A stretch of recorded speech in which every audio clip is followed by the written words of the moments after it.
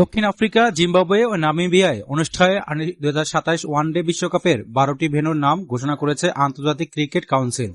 এর মধ্যে সবচেয়ে বড় চমক জিম্বাবুয়ে ভিক্টোরিয়া ফলসে নির্মিত নতুন আন্তর্জাতিক ক্রিকেট স্টেডিয়াম।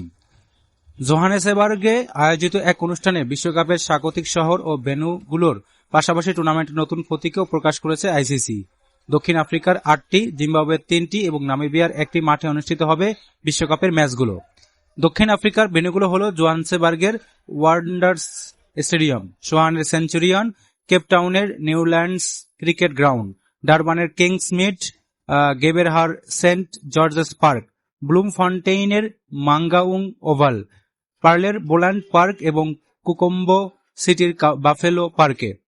জিম্বাবুয়েতে ম্যাচ হবে হারারের স্পোর্টস ক্লাব, বুলাওয়ের কুইন্স স্পোর্টস ক্লাব এবং ভিক্টোরিয়া ফলসের ফালে মোসি ওয়া তুনিয়া আন্তর্জাতিক ক্রিকেট স্টেডিয়ামে।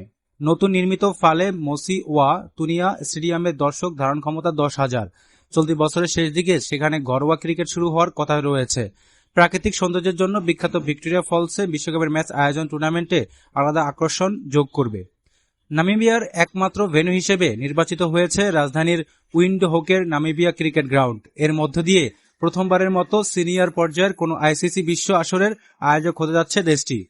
দক্ষিণ আফ্রিকা ও জিম্বাবুয়ে এর আগে 2003 সালে কেনিয়ার সঙ্গে যৌথভাবে ওয়ানডে বিশ্বকাপ আয়োজন করেছিল।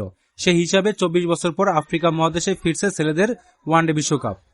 আইসিসি চেয়ারম্যান জয় শাহ বলেছেন, স্বাগতিক শহর ও টুর্নামেন্টের প্রতীক প্রকাশ বিশ্বকাপ আয়োজনের পথে গুরুত্বপূর্ণ এক মাইলফলক। তার মতে 24 বছর পর আফ্রিকার বিশ্বকাপের প্রত্যাবর্তন ক্রিকেটের জন্য ঐতিহাসিক মুহূর্ত। 2027 বিশ্বকাপে অংশ নেবে 14টি দল। নতুন 3 ধাপের প্রতিযোগিতা কাঠামোয় মোট 57টি ম্যাচ অনুষ্ঠিত হবে। অক্টোবর ও নভেম্বরে টুর্নামেন্টটি আয়োজনের পরিকল্পনা থাকলেও ম্যাচের পূর্ণাঙ্গ সূচি এখনো প্রকাশ করেনি আইসিসি। বিশ্বকাপের এবারে মূল ভাবনা 3 দেশ, এক হৃদস্পন্দন। দক্ষিণ আফ্রিকা, জিম্বাবুয়ে ও নামিবিয়ার সংস্কৃতি, বৈচিত্র্য এবং ক্রিকেটের প্রতি ভালোবাসাকে সামনে রেখেই টুর্নামেন্টটি আয়োজনের কথা জানিয়েছে আইসিসি।